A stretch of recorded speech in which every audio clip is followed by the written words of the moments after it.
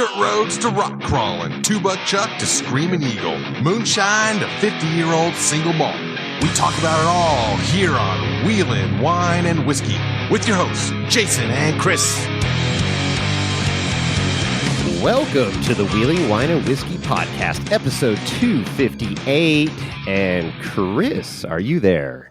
I'm here. Are you there? I'm here. How we doing? We're everywhere. This connection's still working well. Lorenzo did a hell of a job stringing that cable. Thank you, Lorenzo. He's actually here this evening for the podcast, and he's ready to rock. So, and he's excited. He wasn't going to be on the podcast tonight, but he says, with our special guest, he can't believe it. He wants to see it with his own eyes. We pulled can't somebody believe out it. of retirement, man. Retirement, and I didn't even think he existed, to be honest with you. Just never physically. It was just it's like Snuffleupagus. Well, I mean, just going back to that epic, the baseline was that epic trip to Vegas a few years back that was the convergence of all the podcasts, and somebody was obviously not there. So right, and then there was other trips to like King of the Hammers, not there. Right. What else? I don't know. These big trips, and any podcaster worth half their weight, needs to be at these events, and they weren't there. But we have them tonight. This is freaking exciting. Dragged him kicking and screaming. If the listeners haven't figured out, they're probably, who the fuck is this? I'll tell you who it is. It is Max from the defunct Mike and Max podcast. What's going on, Max? Woo! I made it. I'm back, baby. I'm back. Guess who's back? Back again. Holy it's a dance. You guys, not everybody can see, but I'm doing a dance. No, he is doing the dance. Well, welcome. It is great to see your face and talk to you. We've been interacting on the IGs, and I've been loving your new rig, and I'm like, Chris, it'd be a freaking gas if we could get Mike and Max out of retirement and get them on the podcast. Well, we got half of them. And actually, 50%. I'm kind of glad that you're solo, Max, because Mike, would just take over the podcast anyways. So he would have a good story. Absolutely. It wouldn't be relevant, but he would have an excellent story. It's true. This is true. Squirrel. Uh-huh. So, first of all, the viewers, listeners, I should say, can't see, but there is an interesting picture behind you. Is there? What's the story behind that picture? Oh, here, let me tilt it a little bit. So this would be a lovely portrait of I would say, 16th, 17th century lady, most likely a lady of the day. And then not a lady of the night. No. This is a pretty decent household, so that's a lady of the day. She was part of the community. And it is just a very good, interesting painting. And I believe that's a butterfly concealing her identity just over the eyes and the nose, But I thought it was a mask, like a masquerade thing, but it's a butterfly mask, same thing. Yeah. Uh-huh. Huh. Oh, that's great. That's too funny. It actually came up earlier. My girlfriend, she was like, "Oh, they're gonna see all my paintings and stuff in here." And I was like, "What? No one's gonna see. What are you talking about?" And of course, first thing is the screenshot. It's a great conversation piece. Screenshot. Yeah, it's a great conversation piece, and it's not. I mean, she's fully clothed and little low cut on the dress there. That is pretty risque for that era. For that era, sure. that is risque. It's suggestive. It's suggesting come have a decolletage. She could have been an entrepreneur of the times, But I would like to say lady of the day. Absolutely. Lady of the day. Okay. Man, how the heck have you guys been? Well, good. Chris, how have you been? I'm great. I'm enjoying my weekend from work, and things are stupid at work when I'm there, but when I'm off, I'm off, and I'm learning how to relax better. And good. And but I am nursing a pretty significant back injury that I'm trying to recover from. That's preventing me from doing all sorts of fun chores around the house and working on the Jeep and whatnot. But we're the last 2 days I've been kind of relaxing a little bit. Yesterday I was at work, but I sat in my office and worked on some administrative and environmental stuff that I've been putting off that I need to finish. deadline is next Tuesday. So Paperwork. paperwork, yeah, official stuff. So anyway, but yeah, life is good. Life continues to march on, and the good news is that I am recovering from my back injury, and I'm looking forward to the wheeling season. That's going to be literally right around the corner. Yeah. Before we were getting started, I was chatting with Chris a little bit, and it seems like just now your guys' wheeling season has really taken off, and ours is abruptly halting to an end. Starting He's to out slow some down. traveling, of course. Like we could travel up in elevation within like 2-3 hours, but it makes it tougher. So what's the temp? Your temp's already getting in what, the 90s already? Oh yeah, mid 90s easily throughout the day now. Oh, it's still about like 60 degrees at night. It's nice out in the mornings, the evenings. You can get out and do some stuff. I thought you had another month. It'd be like Memorial Day when things start cooking, no. Wow. No, then it'll be summer. Yeah. No, remember when we were in Phoenix in late October last year, it was pretty damn hot when we were at Top Golf, and it was like right. It was about 100 degrees, right? Yeah. Couldn't be much more than 114. For me, I also work outside, so I feel like I'm a little more adept to it. Yes. But it's sometimes not the most enjoyable to be outside all week working and then to go hang out outside all weekend, like wheeling and sweating. Yeah. And sitting in the sun. So sure. We try to make it fun. Yeah. Well, I've got to say that on the show we talked about our journey when we did go to Arizona last year for Shannon Campbell's wedding. We saw a lot of different climates or topography or whatever of Phoenix, of the Arizona. We landed in Phoenix, and then we drove up to Pine Top, right? Yeah, Pine Top, Arizona. And that was about a 3-hour drive that I did in about 2 hours and 50 minutes. You were hauling the mail, man. We were flying low. It was. But we saw the relative flatlands of the Phoenix area, the basin, and then we saw the Saguaro, the cactuses as we were driving east out of the city. And then once we got to the higher elevations, we saw a lot of pine trees. So it was kind of cool. Pine trees. Oh yeah, Phoenix. I mean, gosh, I don't know the exact elevation of Phoenix, but it's very low. Like basically, maybe 1,000 above sea level. And then, I mean, Prescott is like a mile high, so 5,400-ish feet. Flagstaff's at least in the 7,000s. And then the skiing, snowboarding area on the mountain in Flagstaff is even higher than 7,500. So you get a lot in Arizona. In about 3 hours driving, you can be in much cooler weather.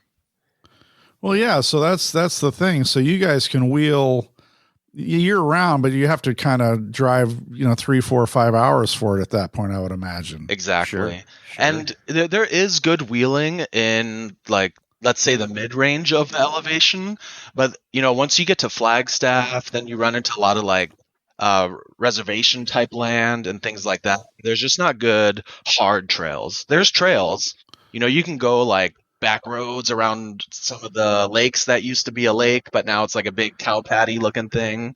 And that's a lake out by Flagstaff where on the map it's blue, but when you look out, there's just it's not cow patty. 20 square mile, no, not miles, 20 square acres of cow patty.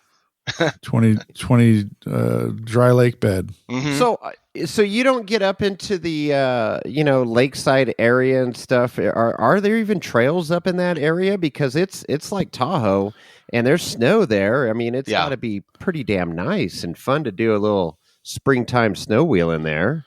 I would say there's many known trails in like the Payson area, like Payson, Arizona.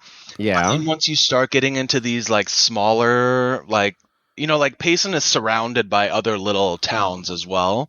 But once you get into like Show Low or just, where it takes like another hour from known off-roading places, I just don't know where the like rock crawling would be. There's always like forest roads, back roads, camping, little lakes and reservoirs all over the place. But we're pretty spoiled with the rock crawling in Phoenix, so it's hard to go do, the overlanding and for me at least, like my attention ends up being diverted into like boredom instead of like, ooh, I don't know how I'm gonna make it over this. Yeah. I hope my rear axle stays in this time, so Oh God. that definitely happened once in the Liberty. The rear axle fell out. Yep. So, Yep. couple cold welds, and that'll happen. No, there you go. So let's talk about let's go back to when you guys went off the air. You went dark. What the hell happened? Life got busy. You guys said, "Fuck it." What's the story? Let's get your take. Well, so let me think about it. So we were definitely getting busier with work. I think Mike may have already been starting his new job or very close to starting his new career. And then, his family and my situation at home just kind of kept us from going out and enjoying off-roading a bunch, Sure. So like, from week to week to week, we just felt like we didn't really have much to bring to the table or to share or even like to talk about with each other. So there was by no means ever like any bad feelings of like stopping the podcast. We just decided like, hey, let's just take a big break and decide what we want to do moving forward, Mm-hmm. And we knew that there could be the chance that we just don't start it up again. Or So you're saying there's a chance. we're saying there's a chance. But then, like I feel like Mike is even busier now. Like between like actually being at his new job for over a year, and then he's taken on other responsibilities and, just things in his life aren't as ideal to like go take off every weekend like he used to be able to. So everybody's busy, but you guys were on a good roll, man. You had a good following. You built something up from nothing, and how many was it? A couple years you guys were doing it? I think we did 3 years roughly because I think we ended in like the high 130s. I don't think we got to 150. I probably should have checked, but that would require research and tech talk. Right. And is it still online? Are they still living out there? Or did it get yanked? No, all the podcasts are there. Mike has kept the website. He takes care of like, the couple little fees that come with hosting a podcast. Because it could technically be taken down, at least from the RSS feed, if you don't keep up with your dues. Correct. Right. It's not much. He told me one time, maybe it's like when you're not adding data to that plan that you have, data being new episodes, I don't think it increases. So, but it's out there, and we have no plans of deleting it. How about that? So anybody that hasn't listened to the Mike and Max podcast should probably look that up and go back. And I mean, I know there was some. It's the Mike and Max Off-Road podcast. Yeah, it is. Mike and Max, keep it simple off-road podcast. We'll add a bunch of shit to it. And it was anything but simple, But there was some funny stuff. I loved. You guys started. It only lasted a few episodes, but what was the one for the ladies? Just for the ladies or something? Just the tip. Yeah, just the tip for the ladies. Oh my god, yeah. And then it was like ladies' makeup and stuff on the trail and everything. Oh, it was hilarious. I was honestly embarrassed a couple times. Pretty good. Like not embarrassed like to be around Mike or anything, but in my mind I was like, dude, how are you gonna give makeup tips to ladies? How are you? And more so, why are you able to do that? Right. He got a hot tip from one of the. There's many like wives and ladies out in Arizona that do off-roading.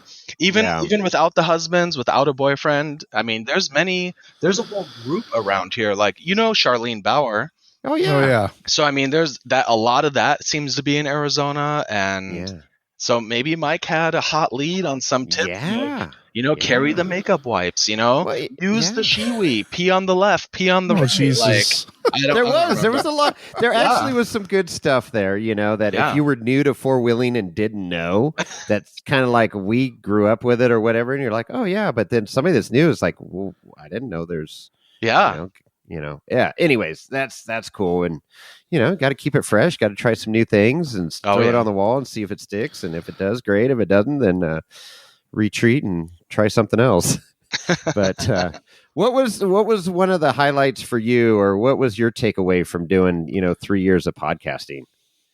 I definitely, I would say just the fact that you have that really good friend that you can talk about with all the off-roading, would be the highlight. Like we talked about the stuff we were trying to build, trying to figure out, trying to make something work on a limited budget. Right. I really think that was my favorite part. The like Mike was always there. He would come help me. I would go help him, and then in the end, we would go on a big old trip. Like go off roading for the day. And even after the off roading, then you come back and you have that same good buddy to like talk about the whole trail Sure. with, and be like that was the craziest, hardest thing. Like I did not think you were going to do that with your tiny wheelbase mic, and then you got to really razz them, in Sure. the compliment too. No, yeah, it is true, and yeah, you guys were fabricators, still are fabricators, but yeah, it was cool to listen to what you guys were doing, and like, oh yeah, I'm trying to get this transfer case to work, and XYZ, and you had a really unique build. I mean, like really one of a kind.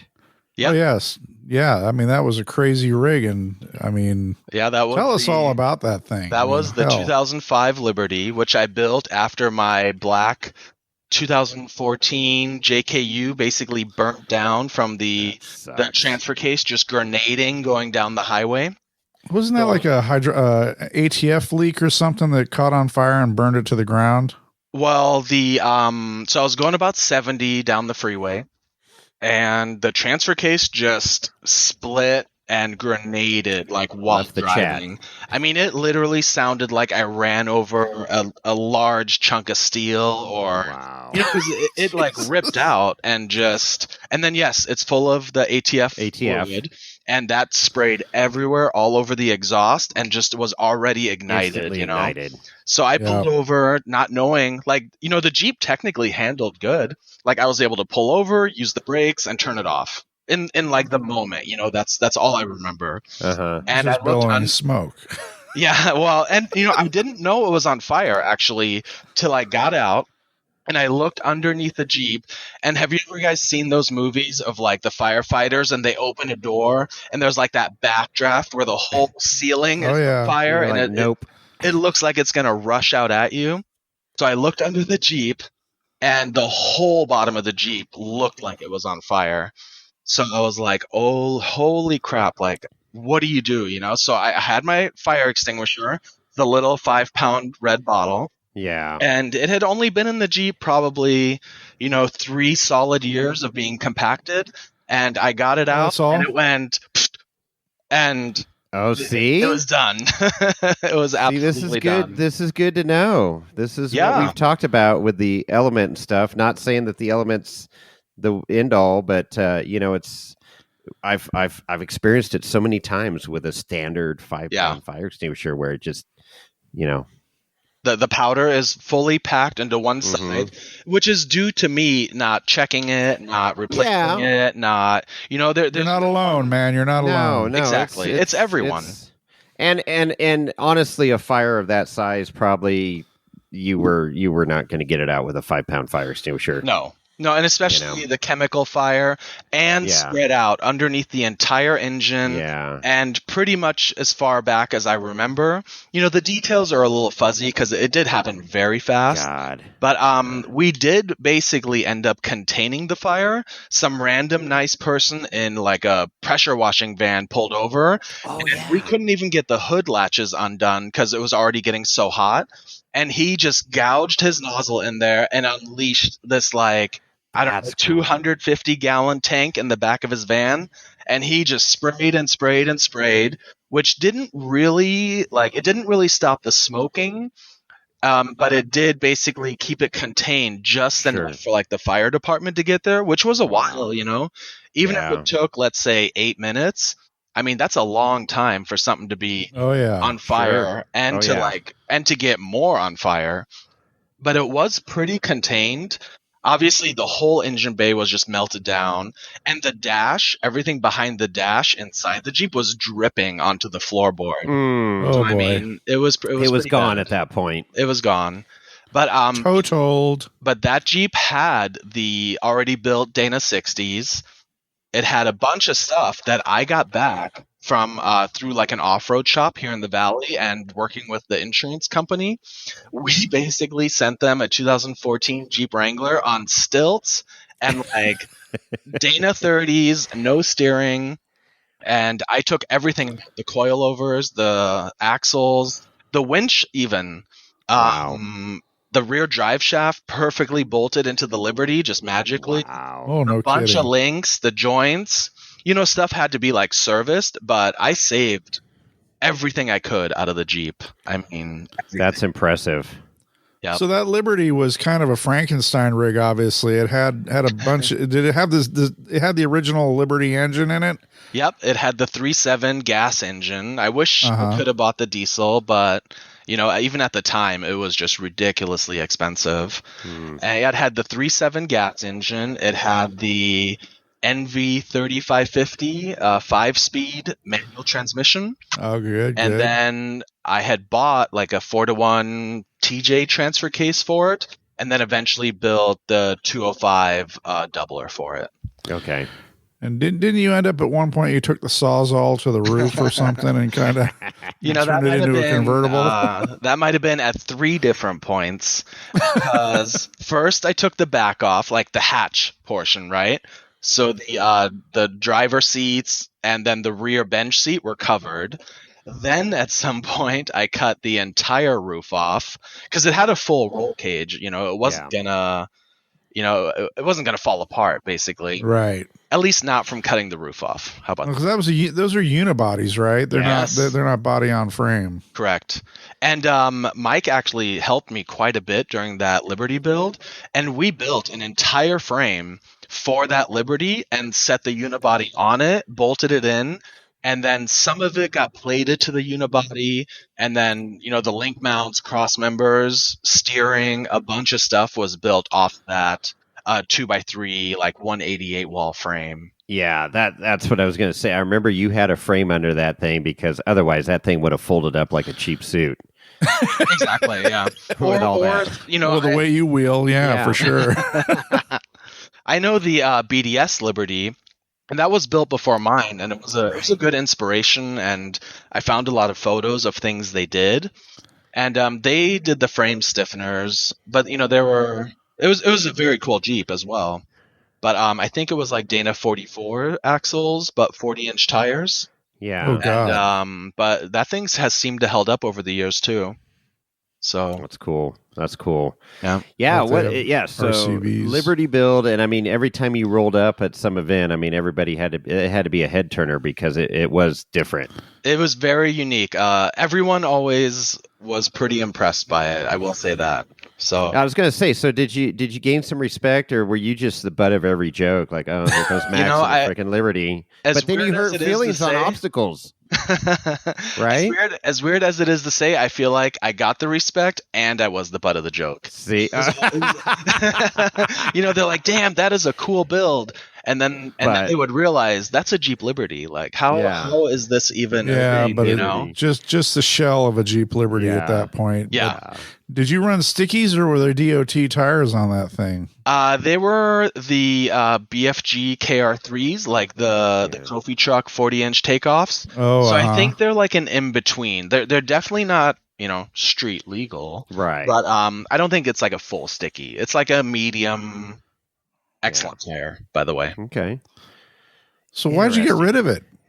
So the Liberty did sit for probably about a year.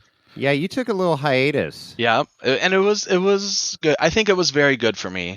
The Jeep sat for about a year. I would drive it to like my mom's house once in a while. I'd drive it to the gas station just to make sure it's like alive, And we just didn't go wheeling much. I mean, there is obviously people out there I could have joined. And I just felt like, I was kind of tired of it and just wasn't basically feeling it. So it just sat there, and then at some point, it sat there so long, I was like, well, it's not going to get any better sitting here. Right. So I actually contemplated selling it.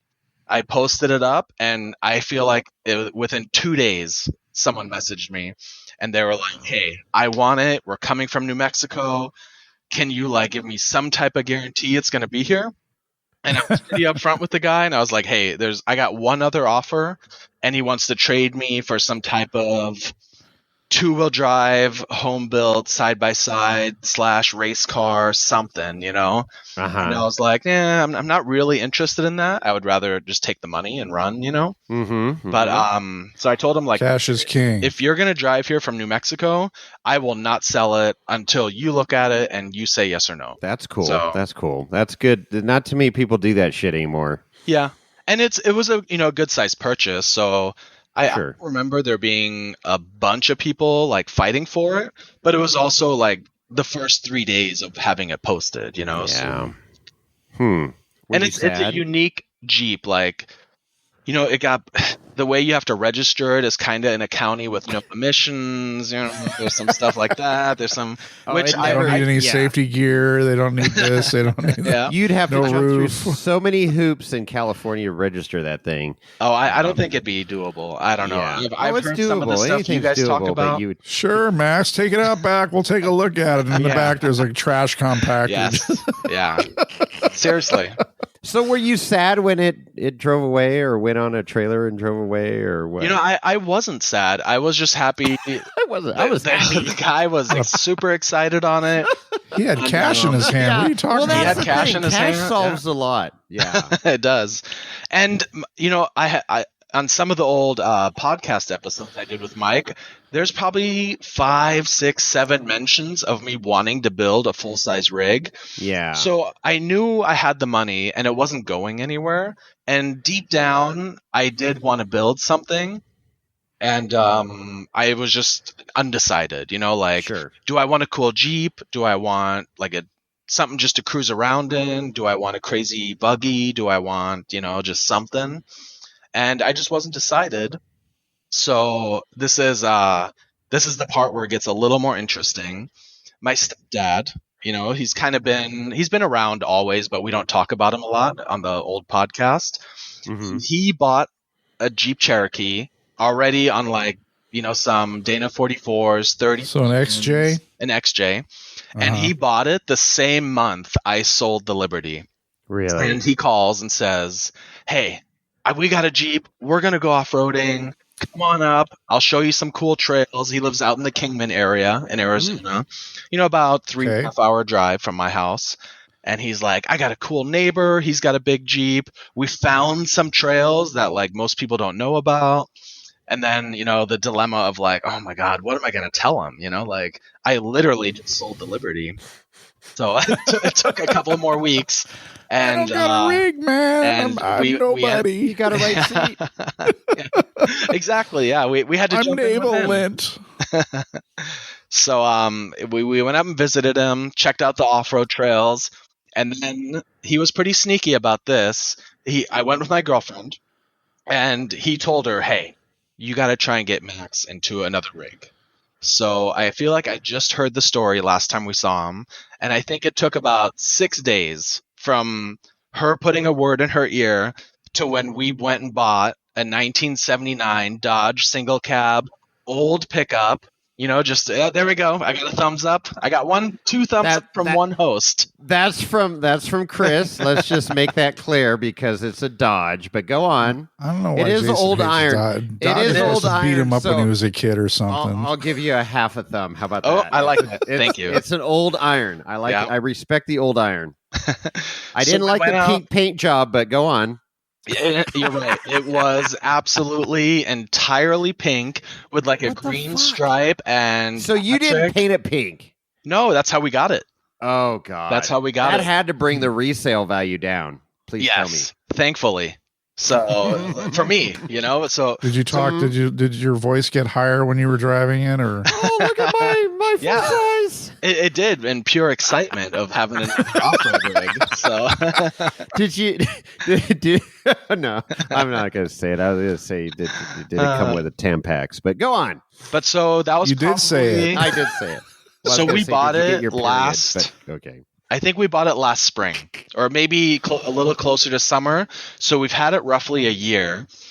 and I needed it ready for November. We were going to go to Johnson Valley and go off-roading. That was the plan. Hey, what happens in Johnson Valley? But not in Off-road November. stuff. I know, but I mean that's the home of King of the Hammers, baby. Yeah. Hey, not in November. So Not November. So that was the plan. I had the summertime till November to basically build it and get it ready. And it was pretty stock. It had like some lift blocks and some old dry 37s on it already. Dry 37s. We got rid of everything. So all I have That's left, a good desert tire. Dry 37s. Okay, go on. all I have left is basically most of the original frame, which is a super hardcore C-channel frame. You know, I don't want to brag. No. But we cut out about 14 inches. It's good for flex. Just to shorten up the wheelbase. It is good for flex. And then I also got rid of the automatic transmission, the transfer case, the axles, the steering. I got rid of everything. Like what we ended up with was the frame, the cab, the fenders, the hood, and the 360 engine. So And what was wrong? There was just the rest of drivetrain was shit or what? Oh yeah, like we tried to take it out stock, and the first it was a pretty big obstacle. I think this rock was at least 6 inches tall. Right, like it was a whole 6 inches. Yeah, it was, but it was right before the obstacle. There's a 6-inch rock, and I bumped right up to it, you know, because I'm a pretty good driver. I know how to get to the obstacle. Sure. And this 6-inch rock said, "Hell no, you don't know how to get to the obstacle," you know. And the snapped an axle shaft. It was just the engine was just revving, and you know we topped off the transmission fluid, all this stuff. And it would have needed an entire transmission rebuild. And I had a 203 with like 2 levers that I don't even know what they did. And so I just decided I'm going to make it stick shift, do a doubler. We ended up putting Ford Dana 60s in it. Nice. And full hydro steering because this thing's pretty much never going to drive on the road. Okay. And we did all that before November just to find out the Johnson Valley trip is canceled. Oh, no one wants to go. You should have called me. I want to go. Called Chris. Well, the main people going were also our place to stay. They got the nice coach. They got the nice shower. The big. Should have called Kevin Jones. He'd have gone. I know, yeah, right? We got Lance life going on. I know. I let people use my shower. So we did go wheeling for Thanksgiving, just not in Johnson Valley. We went up on my stepdad's property. And it did pretty good. I mean, it had all the clunks, all the squeaks, you know, and that was like one of the big first shakedown runs where it actually drove and did pretty well. So what did you... Oh, go ahead, Chris. Well, I'm just curious. Did you do anything about the frame reinforcing it, or is it still a C channel, or did you fully enclose it, plate it? I used my best judgment, so I said, screw it, don't box it in. And we did add... basically a big X brace and a cage that is tied to the frame, and there's some new additional cross members and things like that. And it's a single cab, right? Single cab, yep.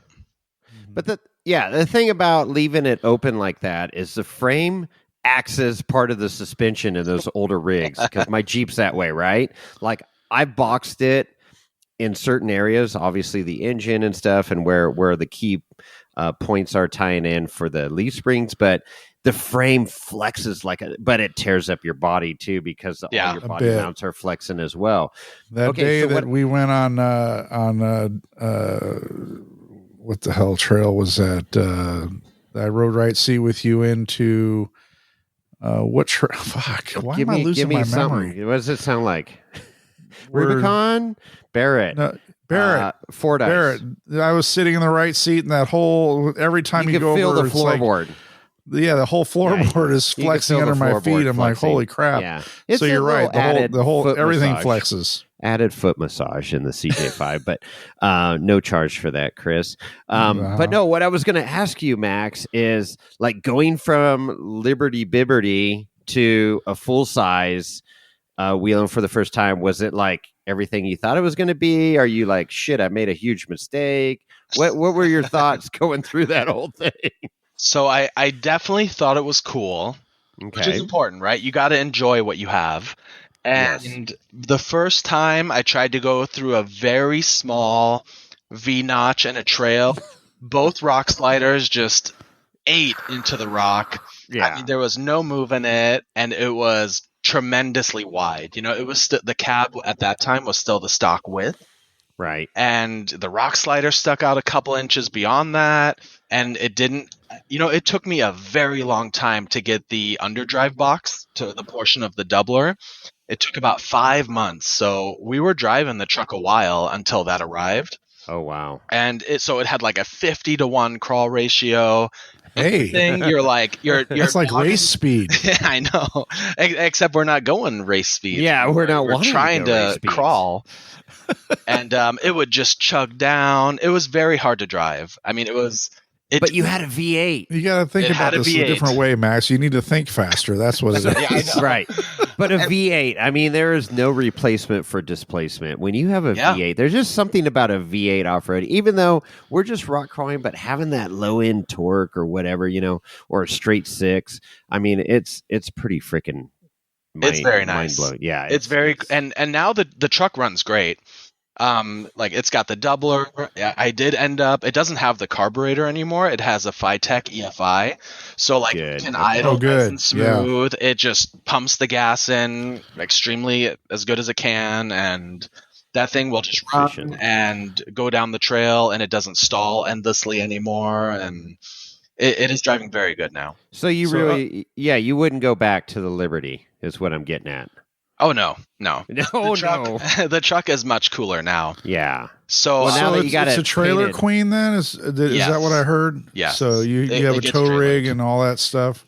Oh yeah. I got my nice little Silverado truck, and it's probably pushing the tow capacity a little bit, but Is it we a haven't half had ton? any issues. So, you know, I got my Well, you- got my trailer, I got my truck, and the off-road truck goes on the trailer, and we went to Johnson Valley. We've been to Parker, Arizona, Kingman area, you know, and then multiple trails just out in this area, and it has always towed well. You know what the next step is now? It's a 1-ton dually with a Lance camper. Trust me, I know. We've been already, you know, talking about it. And the other day, my freaking OnStar and maps quit working in my Silverado, and I was like, I knew it. It's time to get a new truck. You know, so Don't you just, you got to pay a subscription. I have a Is it- Chevy and you got to pay a subscription fee. I Is it paid a the subscription. Is it a it's 3/4 ton truck? auto-deducted. That truck's got Wi-Fi, a huge screen for maps. And Oh, yeah. everything related to OnStar, the maps, and like the little indicator that shows you if you're going north, south, west, or east, it all quit. It has to do with the antenna on receiving. Like OnStar can't even find the truck, so Wow. don't steal it for like the next couple weeks, please. So is it a 3/4 ton? No, it's a Half ton? it's a half ton, just like a Wow. Silverado with the 5.3. It's the Silverado. RST edition, if anyone knows what Right. Oh, it is. those are nice. It's Yeah, a very nice time- truck. And you tow it on a trailer, your rig on a trailer. Yes. Yeah.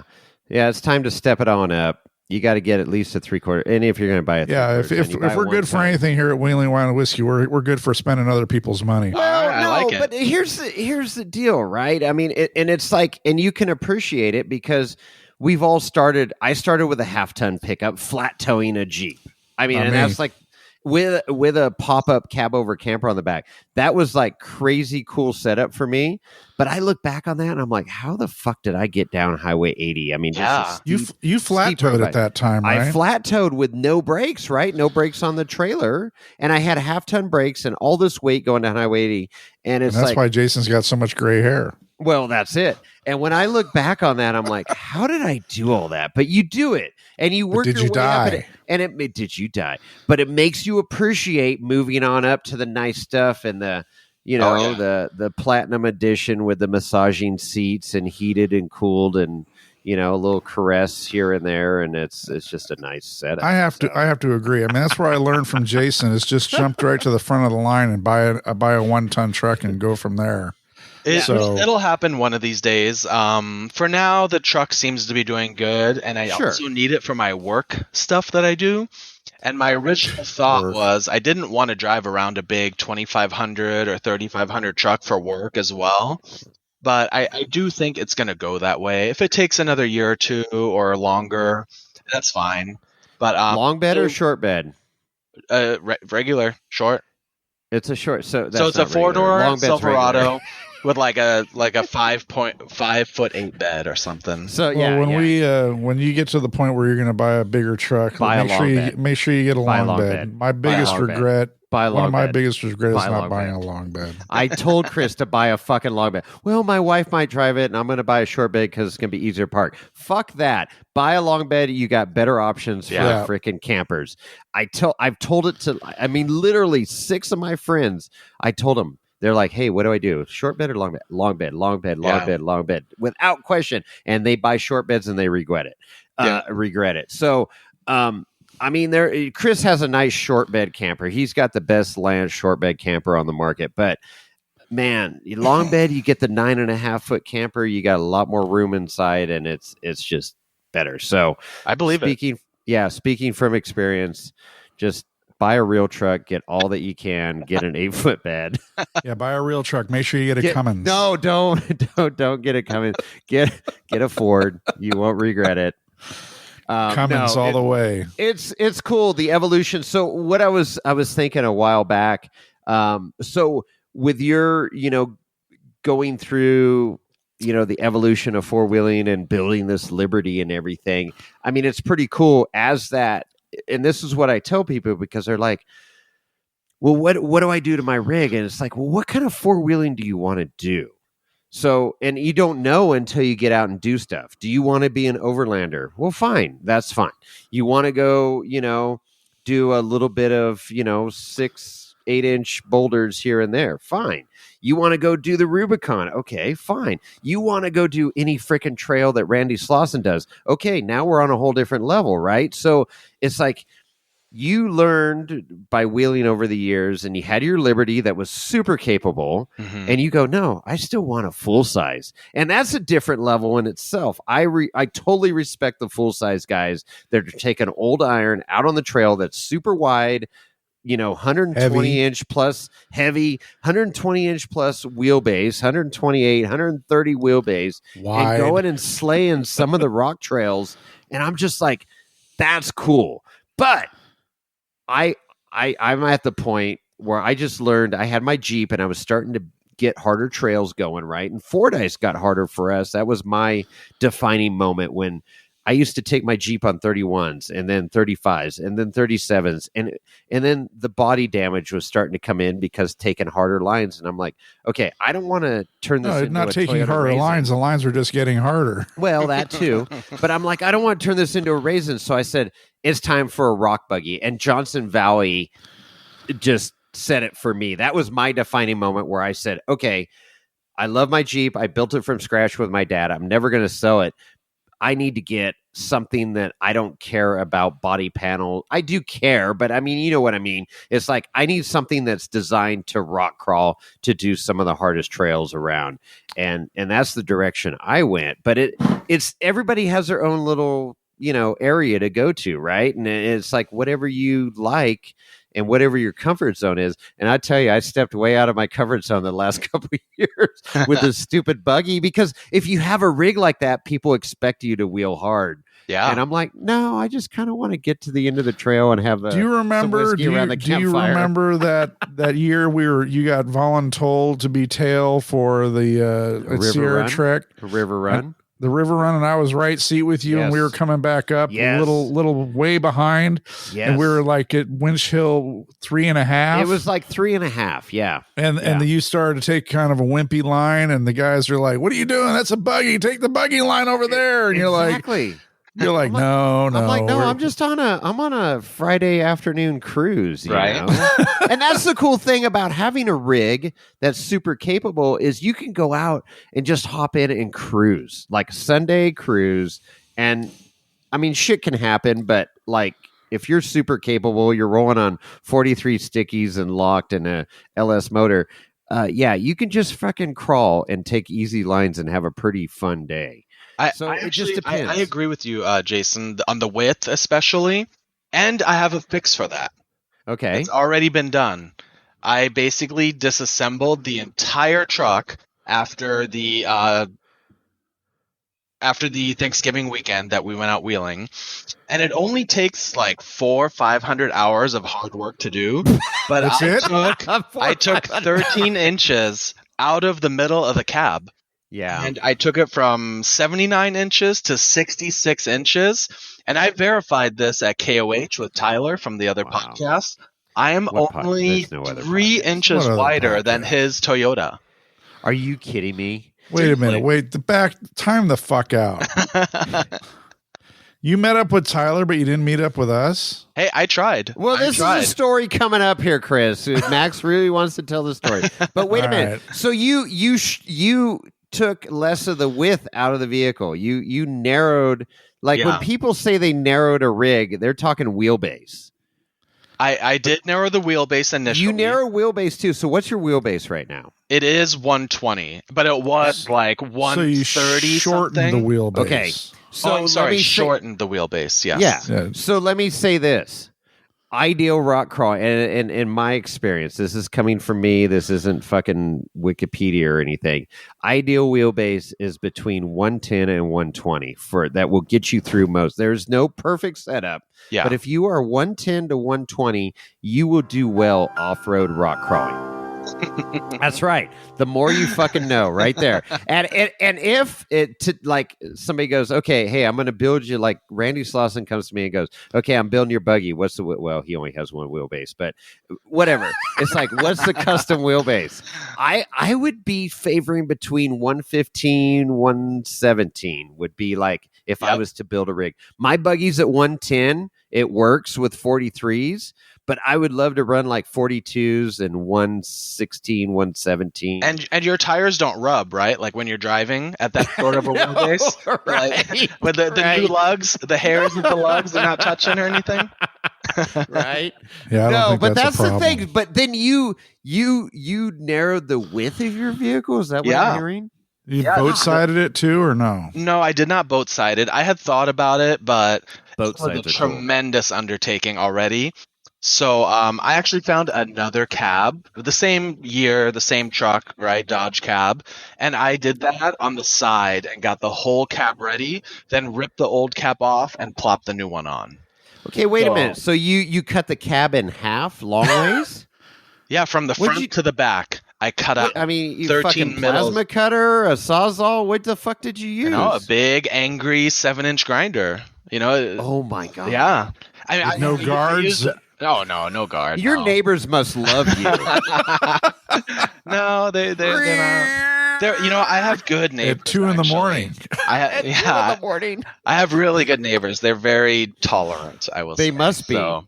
I mean, I basically cut the tunnel out first because I wanted to save it and reuse it. And then I just lasered it and Sharpied it and like marked it and measured it at least twice. I was going to say measure twice, cut once. And then I just went to town on it, and cutting it and putting it back together was actually the easy part, shockingly. 650,000 tack wells later. Oh, yes, exactly. And a lot of it isn't just tacked together. I used like 3-inch wide strips of the body that I cut out, and I tacked it and laid it over, and so it's kind of pleated, I guess.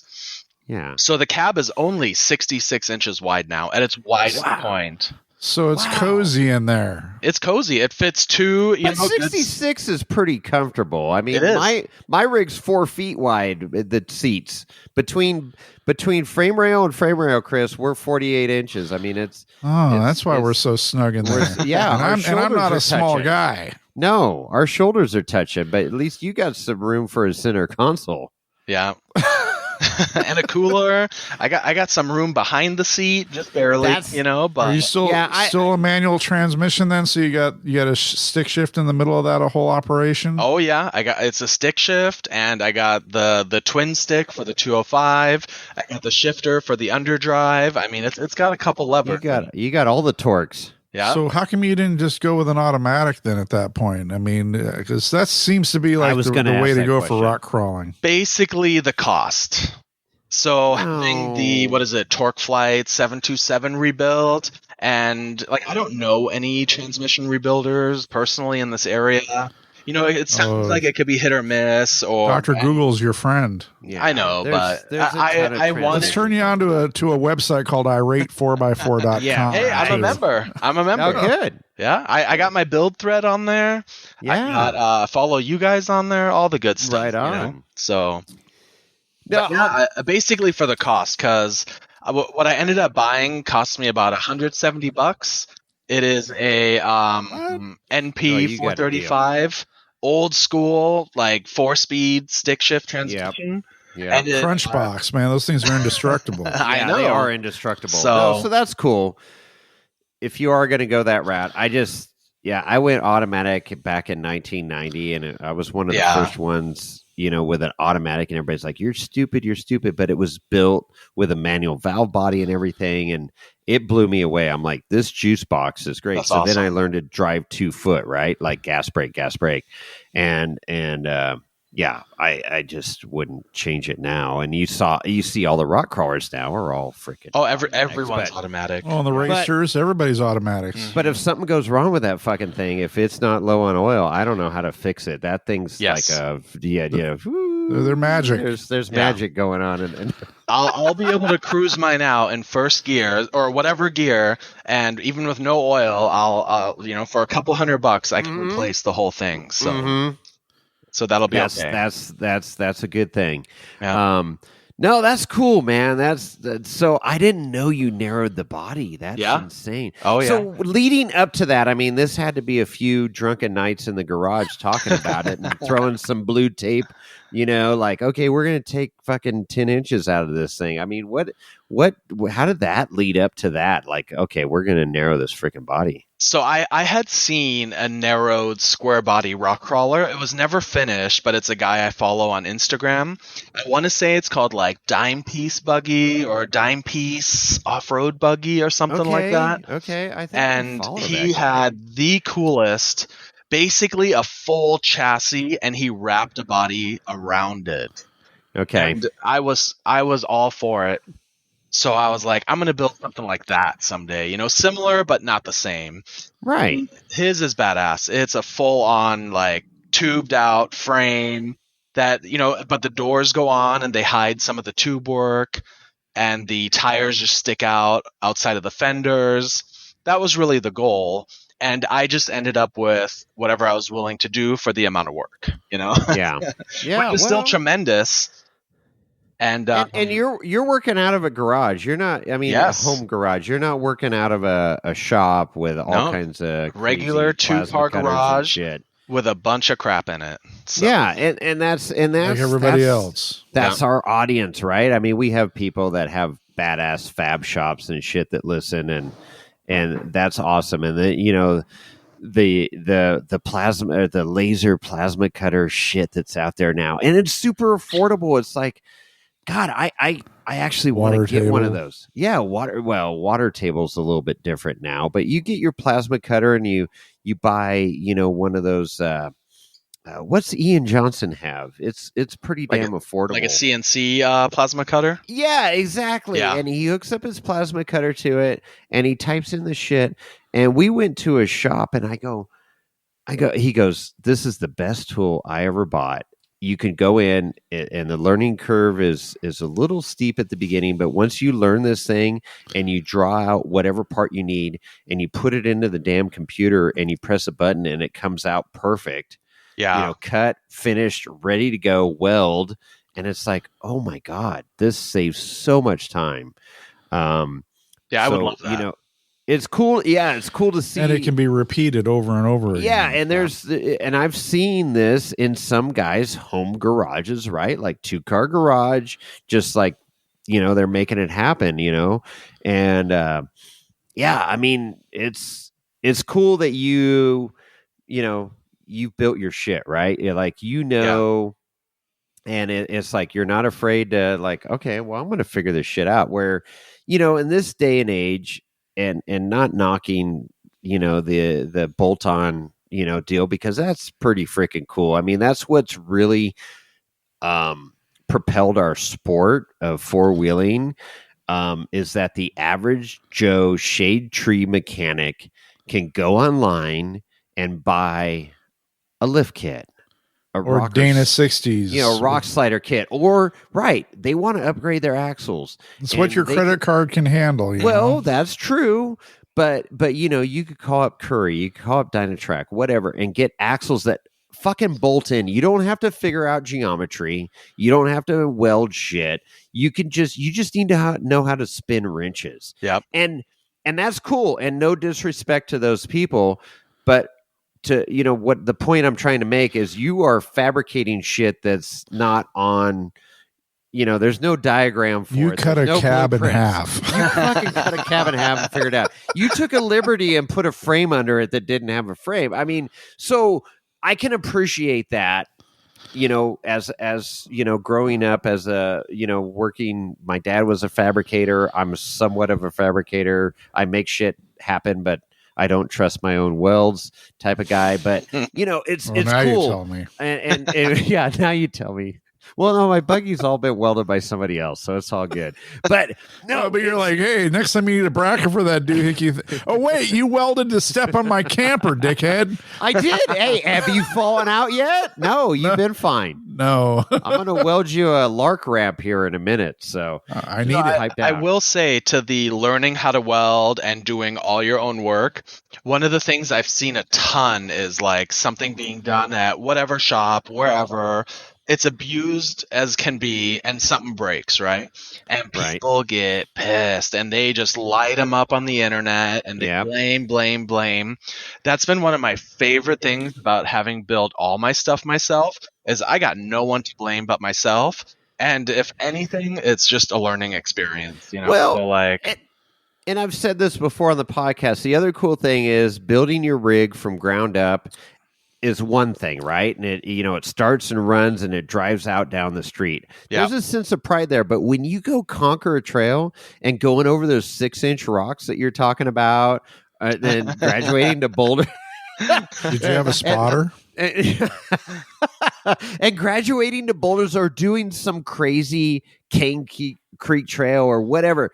When you get done with that trail and you're sitting around the campfire at the end of the night with a whiskey and going, that was a cool fucking day. And then it's even fucking cooler that you did it in a rig that you built, not bolt on shit. And again, not taken away from those people because not everybody has that time or skill set to do that. But there is something that people that are fabricators and can make shit work and glue some metal together.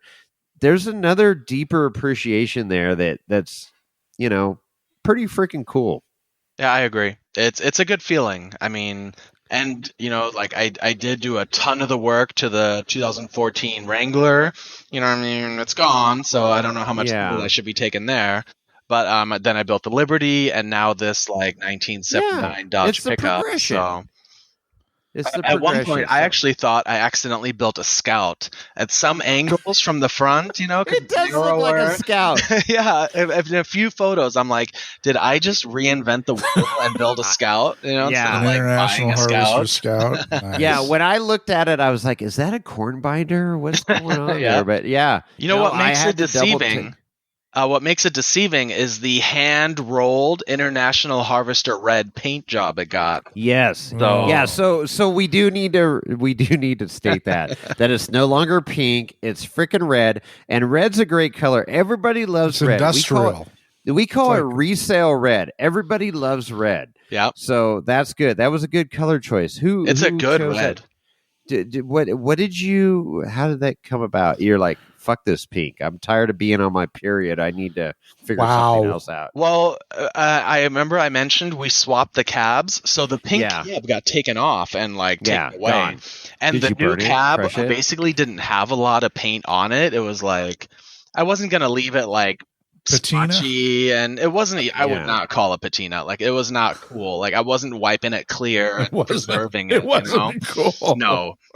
So we needed to paint it, and I have painted with a gun before. With the compressed air, you're mixing. Yeah, sure. You're mixing this and that, and it's got to be just right. You got to run it through the little filter, and then you get all the orange peel. And I was like, I'm not spending that much time and effort on making something look not good. I was like, I'm rolling it on, and we went to the Tractor Supply and Cal Ranch and looked at the options, and they've got a couple good colors. I mean, there's a cool gray color. And they have bright yellow, bright whatever colors too, but the red really stood out. So So we bought a gallon and just used it. you rolled it on with a I rolled it on, yeah, with my girlfriend. Well, ultimately, it's a rock crawler. So I mean, well, that's the thing. Think of the touch-ups. Easy. Yeah. Just roll some more right over. So here's the thing. There's no overspray. There's guys, wheeling with some pretty cool freaking rigs. And, I get it. I grew up in hot rods, like, polished paint that looks like you can freaking dip your hand into the car, right? Yeah. Like just incredible paint jobs, beautiful cars. Old men with diapers rubbing on the cars. Exactly. Yeah. But this is not what we do. I mean, it needs to look good from 20 feet away, and it doesn't have to look that good, but just like you want it to look somewhat nice. But the reality is we're going to roll this fucker over and crush some body panels at some point. And unfortunately, it just happened to our buddy Lee Lim in his, Lexus luxury off-road overloader. He went on full lid, fucking tires up, and wow, his whole body's gone, and it sucks. He's rallying pretty fast, so I will say he is, and he's taking it extremely well. I would not be taking it that well. But that again, it goes back to what, like, I was starting to beat up my Jeep, and I'm like, I don't want to beat up my Jeep body that bad. I need to progress to a buggy for the type of wheeling that I like to do. Yeah, and then so yeah, fucking Tractor Supply red. That looks good. Hey man, Tractor Supply paint. It on the instructions it does say you can spray it. So for people that are that fancy out there, like, go for it. Get fancy. But go get your. You have plenty of paint left over for touch ups when you do smash and bash. It's funny you mentioned that. There was an extension cord incident. And about 3/4 of the gallon did land upside down on the floor and stained a large portion of the garage. It looks like a murder scene. Yeah. and it got my DeWalt Sawzall real good. So now that is 50% permanently red. And I had to fight the battery off when it dried, but it still works. You need to send me a picture of the Sawzall. Yeah, that's going to be the episode picture. Was it a Milwaukee or a DeWalt? No, DeWalt, yellow. Oh, so it's red. Yeah. It's a DeWalt identifying as a Milwaukee. Yeah, awesome. I will send you a photo. I will. Okay, I got to see that. Yeah, it was pretty good. But great. It was enough paint to get most of it done, and I think incredible. We picked up a tiny quart of the same color to finish up some stuff, and it's been good ever since. Excellent. I highly recommend it. Was cool. Mike involved in any of this upgrade action, or is he missing in action on this? He did help a little bit, not like he did with the Liberty. And, just same issues with his work schedule and life and everything that, and I would like to say Mike is doing good overall. Like, I don't want people to think like Mike's like on his deathbed or something. Right. No. We're not saying that at all. Like I'm busy or on my deathbed. I mean, Jason's retired and, you're just, you and I are semi-retired. Semi. No, but he did not help a whole bunch, which was totally fine. Actually, the person that helped me the most, believe it or not, is my lovely girlfriend. And nice. Even if it was like cleaning up after me or like helping me hold stuff or moving heavy crap around or driving out of town to pick up axles, like we pretty much did all of it together. So she likes off-roading. Yeah, she's into it, And where'd you meet her? Well, the usual way, you get an app and you swipe Tinder, and then you're like, I chose her. Yeah, no, right. No, it's a new app called Offroaders Only. Yeah, Offroaders. Yeah, that's what they need. Maybe that's my new business, Chris. Maybe I'll and she hadn't been off-road. Hey, I'm copywriting that shit right now. Oh shit! There you go. I'm already online right now. Making it happen. Well, just put Lorenzo, all 3 of our get names on that down. Shit. Jason, just put all 3 of our names down as the owners. So Right. But yeah, she Offroad definitely only. enjoys it, and it keeps us busy. Like there's plenty, I'm sure plenty of people have lots of downtime, and you can get bored over time with whatever, and we always have something to do. So if it's not working on the truck, it's like painting some doors on the house and Oh, trim, doing yeah. something in the backyard, or going to like a barbecue once in a while, or we've done some very So cool wait, a trips. barbecue in Arizona in the summer is just like throwing meat on the pavement, or how does that work? Exactly. Yeah. you find the nearest rusted truck and you just throw the steaks on the hood and call it good, Nice. So you need that exposed metal to get the sizzle. That's right. So, That's right. Yeah. Got to get the sizzle. That's so good. But Well, I did recently go wheeling with Mike, if you guys are I know. interested. So let's talk about that, and that's what kind of spurred on this. We've been interacting. All right, everybody. It's super exciting to have Max back on the show, and obviously we had a lot to talk about. It ran real long, so I'm gonna cut it off here and split this episode in two. So yeah, look forward to the next half. I don't want to say the exciting half, but the rest of the story with when they went wheeling with Mike.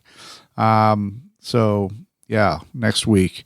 If you want to get a hold of Jason or Chris, you can email us, jason@wheelingwinewhiskey.com, chris@wheelingwinewhiskey.com. You can also email Lorenzo at wheelingwinewhiskey.com. You can also get a hold of us on the Instagram. It's at Wheeling Wine and Whiskey. And don't ever forget about the phone number that you can call and leave a voice message, and it'll get played on the air. That number is 408-800-5169. Again, that's 408-800-5169.